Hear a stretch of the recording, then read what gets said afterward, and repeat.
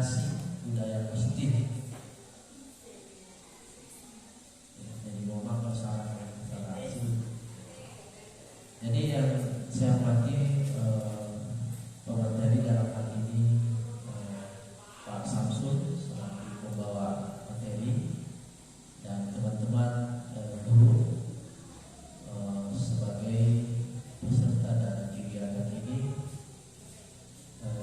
Mari kita membuka kegiatan ini dengan sama-sama membaca basmalah.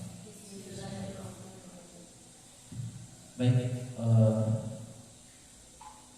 untuk lebih lanjutnya atau lebih ringkasnya dari kegiatan ini, saya langsung saja mempersilahkan Pak Samsul untuk menjelaskan atau memaparkan dari materi yang akan disampaikan. Dengan ini saya persilahkan.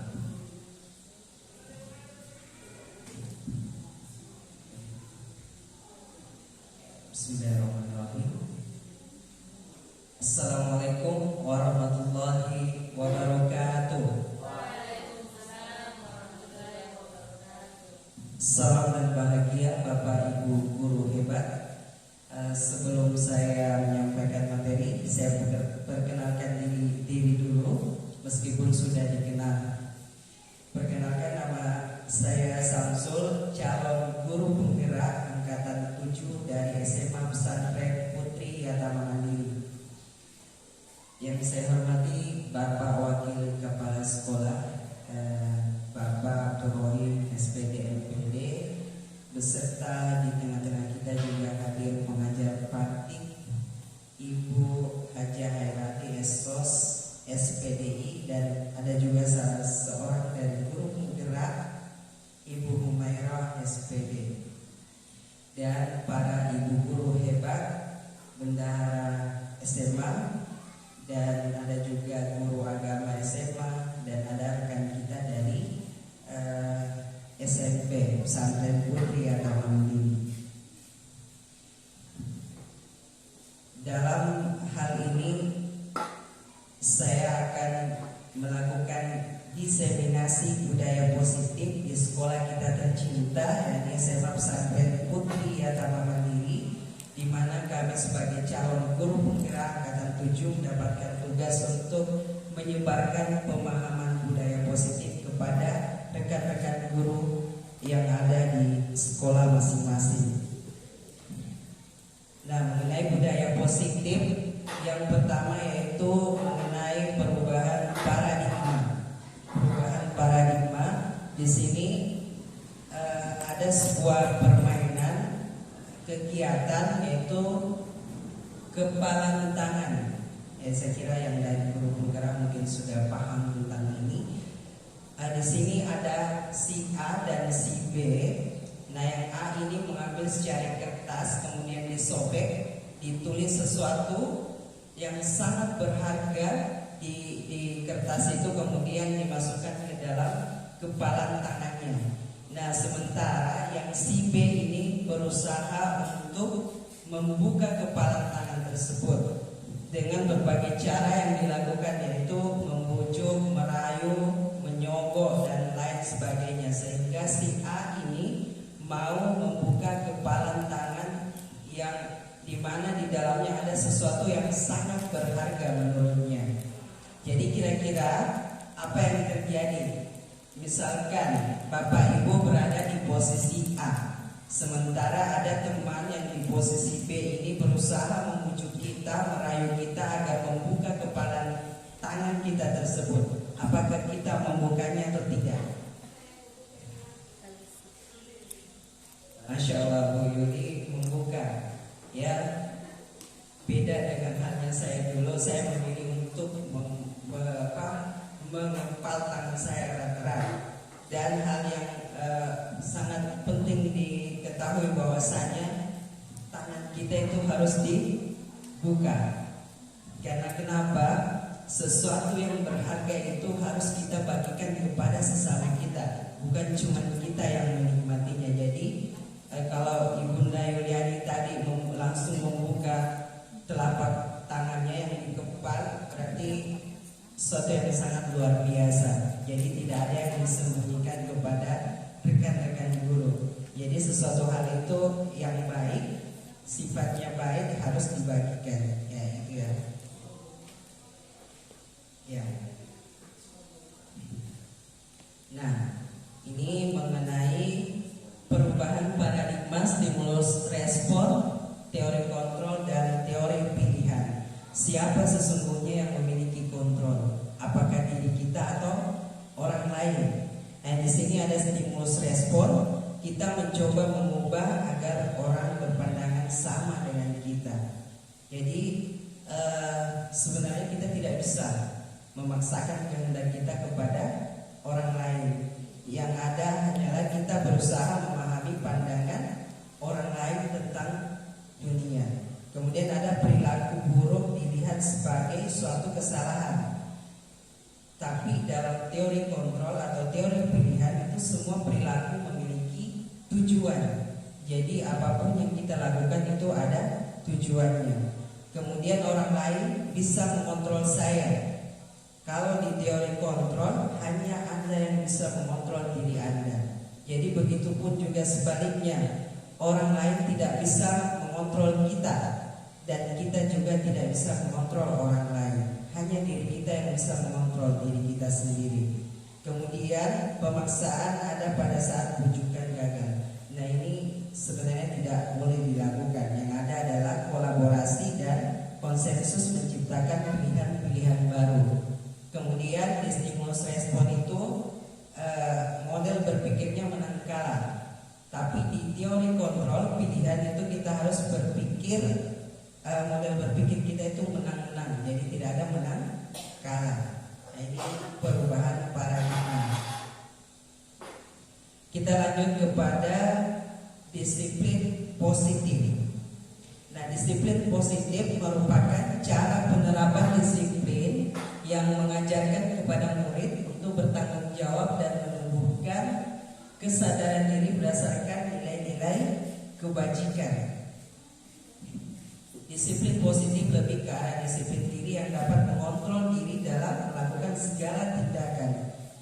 Kemudian disiplin diri dapat membuat murid memahami dan menyadari berdasarkan motivasi internal. Jadi bukan dari akibat paksaan atau pujian ataupun hukuman. Yang sesungguhnya ingin dibangun itu adalah motivasi intrinsik dari dalam diri murid kita, bukan dari eksternal. Lanjut ke, nah ini mengenai motivasi perilaku manusia. Di sini ada 3, Bapak Ibu guru hebat, ada 3 motivasi perilaku manusia yang dimana terdiri dari motivasi eksternal dan motivasi internal. Yang pertama itu untuk menghindari ketidaknyamanan atau hukuman. Jadi kita berbuat sesuatu itu, misalkan anak didik kita berbuat sesuatu karena dia tidak mau dihukum atau dia merasa tidak nyaman. Kemudian yang kedua untuk mendapatkan imbalan. Jadi dia melakukan suatu hal karena ada imbalannya. Imbalan dari orang lain. Kemudian hal sesungguhnya yang sangat bagus yaitu untuk menghargai diri sendiri. Jadi ketika kita melakukan sesuatu, ya kita sadarkan kepada anak didik kita bahwasanya kita melakukan ini untuk diri kita sendiri, untuk menghargai diri kita sendiri. Nah, inilah motivasi yang paling bagus ditanamkan kepada anak didik kita, yaitu motivasi internal, bukan motivasi eksternal. Jadi kalau eksternal mereka hanya mau melakukan sesuatu karena ada imbalannya, karena takut dihukum oleh gurunya, ya seperti itu. Nah, ini materi yang paling sangat waktu baru dapat dihukum dengan penghargaan. Karena saya selama ini juga biasa memberikan penghargaan kepada anak didik kita ketika mereka mempunyai nilai yang bagus. Misalkan saya guru bahasa Arab, nilai bahasa Arabnya bagus, dapat nilai 100, biasa saya kasih semacam penghargaan. Walaupun penghargaannya itu tidak seberapa harganya, tapi ternyata itu salah Bapak Ibu. ternyata kita tidak boleh memberikan penghargaan kepada anak-anak. Itu secara tidak langsung kita hukum anak didik kita, karena dia nanti bergantung terus sama penghargaan. Jadi di sini ada menurut Al-Fiqh tahun 1993 bahwasanya penghargaan berlaku sama dengan hukuman. Jadi ketika kita memberikan penghargaan berarti sama kita memberikan hukuman kepada anak didik kita. Dalam arti meminta atau membujuk seseorang melakukan sesuatu untuk memenuhi suatu tujuan tertentu dari orang yang meminta atau membujuk. Dorongannya eksternal dan akan ada faktor ketergantungan. Nah, inilah kenapa kita dilarang memberikan penghargaan, karena nanti anak itu akan mau bergerak ketika dikasih penghargaan. Nah, di sini ada beberapa dampak, ya, ada beberapa dampak ketika kita memberikan penghargaan kepada anak didik kita, yaitu berpengaruh kepada jangka pendek dan jangka panjang. Kemudian penghargaan itu menghukum. Penghargaan mengurangi ketepatan, penghargaan itu tidak efektif, penghargaan merusak hubungan. Kenapa dikatakan merusak hubungan? Karena pasti temannya yang lain ketika dia tidak mendapatkan penghargaan pasti ada rasa, ya bisa mendapat penghargaan, kita tidak. Ya, itu terus yang mendapat penghargaan. Kemudian penghargaan menurunkan kualitas dan penghargaan mematikan kreativitas. Nah, penghargaan juga mengurangi motivasi intrinsik. Jadi dia selalu mengharapkan penghargaan, akhirnya dia tidak mau melakukan sesuatu ketika tidak ada penghargaannya. Jadi itu dapat mengurangi motivasi dari dalam diri anak tersebut.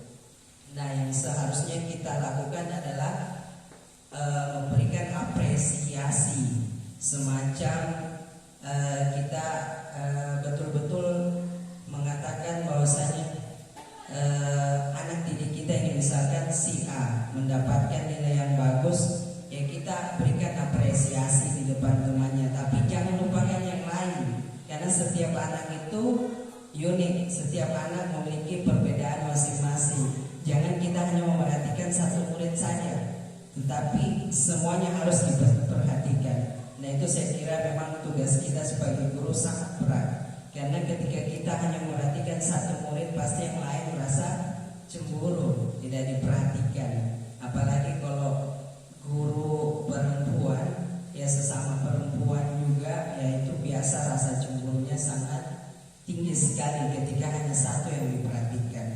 Ya, di sini ada kebutuhan dasar manusia, ada 5 di sini. Yang pertama belonging. Belonging ini kasih sayang dan rasa ingin diterima. Jadi anak didik kita itu punya kasih sayang dan selalu ingin merasa dirinya diterima. Kemudian ada power, ada penguasaan. Kemudian ada fun. Fun ini kesenangan. Jadi anak didik kita butuh kesenangan. Kemudian freedom. Ya, anak didik kita juga butuh kebebasan. Ada survival. Ini bertahan hidup, ya. Bagaimana anak didik kita bisa bertahan di lingkungannya, ya. Apalagi misalkan di lingkungan sekolah yang memang ada teman yang selalu usil kepadanya. Jadi kita berperan di sini untuk bagaimana kita merangkul anak itu supaya dinasehati dan jangan diabaikan saja, ya. Diabaikan saja temannya yang selalu usil. Kemudian di sini ada posisi kontrol seorang guru. Nah, ada 5 posisi kontrol seorang guru. Yang pertama ada penghukum. Ya, mungkin saya juga di awal-awal tipikal guru ini, penghukum. Jadi awas kamu, ya, kalau kamu tidak melakukan ini, nanti saya hukum kamu, ya. Itu ada yang seperti itu. Kemudian pembuat rasa bersalah. Nah, ada guru yang selalu membuat rasa bersalah. Saya sangat kecewa dengan kamu. Kenapa kamu melakukan hal itu? Nah, itu kita membuat seolah-olah murid kita itu bersalah. Kemudian teman. Nah, kita memposisikan diri kita sebagai teman terhadap murid kita. Jadi ayolah tolong lakukan ini demi bapak gitu, demi ibu. Nah itu posisinya sebagai teman. Kemudian ada pemantau. Nah pemantau ini yang selalu memantau tingkah laku murid ya. Ketika misalkan datang terlambat, kamu ingat aturannya apa? Nah itu posisinya selalu memantau ya. Kemudian yang paling bagus adalah posisi manajer. Nah posisi manajer ini juga harus dimiliki seorang guru, terlebih lagi sebagai pemangku jabatan, karena kita tidak langsung menjudge anak didik kita, tapi kita panggil baik-baik. Apa masalah kenapa kita melakukan hal yang demikian? Jadi dipanggil baik-baik, dikasih duduk baik-baik, ditanya baik-baik. Seyogyanya sebagai guru yang posisi guru yang bagus ya. Tapi saya yakin rata-rata di antara guru itu mungkin ada yang posisinya penghukum. Nah ini kalau bisa maksudnya dikurangi atau bahkan diposisikan diri kita sebagai manajer. Dan ini juga nasihat buat saya pribadi, karena terkadang juga saya melakukan hal yang demikian. Saya kira di posisi ini kita semua pernah mengalaminya, posisi kontrol seorang guru. Nah ini yang selanjutnya, budaya positif mengenai keyakinan kelas atau keyakinan sekolah. Nah, ini kita sebagai guru itu punya peran yang sangat penting dalam mewujudkan pembentukan keyakinan kelas. Nah, ini kita lakukan di awal kita masuk, sebelum kita belajar, mulai pembelajaran, kita adakan dulu keyakinan atau kesepakatan kelas bersama dengan murid kita. Nah dulu itu namanya aturannya tata tertib, tapi sekarang bahasanya diperhalus lagi, keyakinan atau kesepakatan kelas. Ya, keyakinan sekolah atau kelas ini disepakati pernyataan yang universal, maksudnya yang kata-katanya itu tidak terlalu panjang bagaimana kayak peraturan yang dibuat tata tertib. Dia universal tapi mencakup semuanya, kemudian mudah diingat dan mudah diterapkan di lingkungan sekolah. Misalkan disiplin waktu, menjaga kebersihan, kemudian 5S yang ketika ketemu dengan temannya, dengan gurunya, kemudian tertib. Nah itu termasuk dalam keyakinan kelas, dan ini tergantung bagaimana kita menyepakatinya dengan anak didik kita. Karena bisa jadi keyakinan kelas antara guru misalkan bahasa Inggris atau bahasa Indonesia, biologi, PKN itu beda dengan guru yang lain yang telah diyakini bersama. Nah di sini ada pertanyaan, mengapa tidak peraturan saja? Mengapa harus keyakinan kelas? Nah di sini ada contohnya mengapa kita memiliki peraturan harus menggunakan helm bila mengendarai kendaraan roda 2. Mengapa kita memiliki peraturan 3M menggunakan masker, mencuci tangan dan menjaga jarak 1,5 meter. Mengapa kita memiliki peraturan harus datang tepat waktu pada saat mengikuti pelatihan. Nah ini untuk mendukung motivasi intrinsik, kembali ke nilai-nilai keyakinan lebih menggerakkan seseorang dibandingkan mengikuti serangkaian peraturan. Jadi kalau bahasanya peraturan tata tertib, terkesannya pasti ada hukuman di belakang itu. Tapi kalau kita pakai keyakinan atau kesepakatan kelas itu bahasanya lebih halus, meskipun ujung-ujungnya arahnya ke aturan, hukuman, tata tertib ya. Ya, inilah bahasa yang disepakati sekarang, keyakinan kelas. Jadi bukan aturan, karena kalau aturan kayaknya anak didik kita sudah kayak muak kayak aturan, pasti ada hukumannya ya ketika dilanggar. Nah ini yang terakhir mengenai segitiga restitusi. Nah ketika ada masalah yang tadi ada kaitannya juga dengan posisi kontrol seorang guru. Nah, kita memposisikan diri kita sebagai manajer, kemudian kita melakukan segitiga restitusi. Nah, di sini ada 3 tahapan. Yang pertama menstabilkan identitas, kemudian ada validasi kebutuhan atau validasi tindakan yang salah, kemudian menanyakan keyakinan.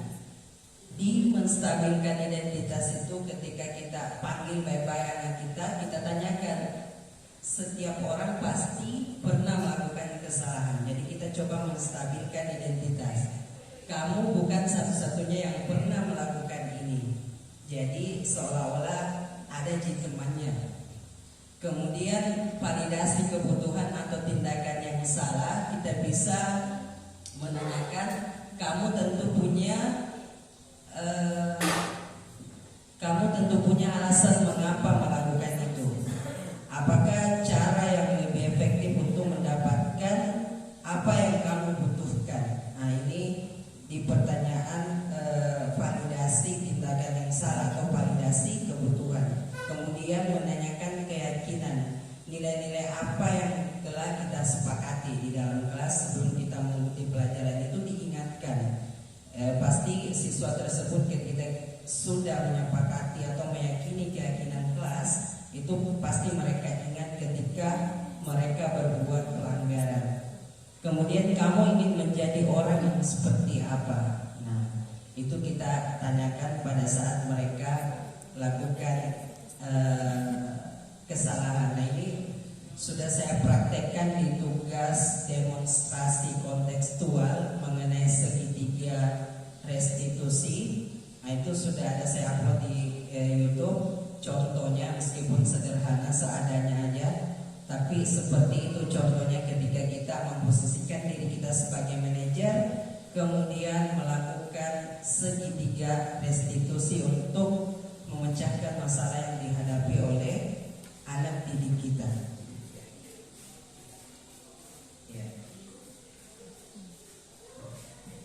Saya kira cukup dari saya mengenai diseminasi budaya positif atau penyebaran pemahaman budaya positif kepada rekan guru yang ada di SMA Pesantren Putri Agama Mandiri. Salam dan bahagia Bapak Ibu guru hebat. Terima kasih atas perhatiannya. Assalamualaikum warahmatullahi wabarakatuh.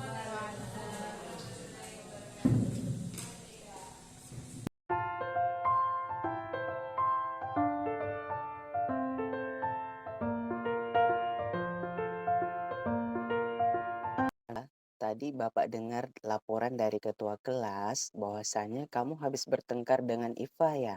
Iya Pak, karena saya kesel sama Iva. Kenapa kamu kesel? Iva terus-menerus menyontek hasil pekerjaan saya. Bukan hanya PR, tugas juga sering dicontek Pak. Oh begitu. Wajarlah kalau kamu marah dan kesel. Jika Bapak berada di posisi kamu, mungkin Bapak juga akan melakukan hal yang demikian. Iya Pak, Lalu, apa yang kamu lakukan terhadap Iva? saya marah-marah Pak. Saya maki-maki Iva, dan tanpa sadar saya memukul meja. Oh begitu. Kamu melakukan hal yang demikian, pasti punya alasan kan? Iya Pak, masa saya diam saja sementara saya bersusah payah mengerjakan tugas, sementara Iva hanya menyontek hasil pekerjaan saya saja. Wajarlah kalau kamu marah. Kamu pasti tidak rela kalau pekerjaan kamu dicontek begitu saja oleh Eva. Tapi Bapak sangat menghargai tindakan kamu yang tidak berbuat lebih buruk dari itu. Misalnya kamu sampai memukul Eva. Sekarang coba kita pikirkan bersama, apakah tindakan kamu itu sudah sesuai dengan keyakinan kelas kita atau tidak? Tidak Pak, Menurut kamu, keyakinan kelas apa yang sudah kamu langgar? saling menghormati antar teman Pak. Iya benar. Menurut kamu, saling menghormati antar teman itu penting atau tidak bagi kamu? Penting Pak. Baik, kalau menurut kamu penting, keyakinan apa yang harus kamu lakukan pada saat kamu sedang marah? Saya harus lebih banyak bersabar, Pak. Kamu bersedia memperbaiki masalah ini? Bersedia, Pak. Apa yang akan kamu lakukan untuk memperbaiki masalah ini? Saya akan berusaha bersabar dan menahan amarah saya. Jika ada teman yang menyontek, saya akan melaporkan kepada guru yang mengajar atau wali kelas. Ya, tepat sekali tindakan kamu. Kamila tetap semangat ya. Sekarang silakan kembali ke kelas. Terima kasih, Pak. Sama-sama. Assalamualaikum warahmatullahi wabarakatuh. Nama saya Kamila Nurfadia dari kelas 11A. Saya sangat senang bisa berdiskusi dengan Bapak Guru tentang masalah saya karena saya lebih banyak belajar untuk menahan amarah saya dan lebih bersabar. Assalamualaikum warahmatullahi wabarakatuh. Perkenalkan, nama saya Nur Suci Ramadhani, kelas 11B. Saya sangat senang bisa berdiskusi dengan Bapak Guru, karena dari diskusi ini saya bisa menanamkan nilai disiplin dalam diri saya dan saya tidak datang terlambat lagi ke sekolah.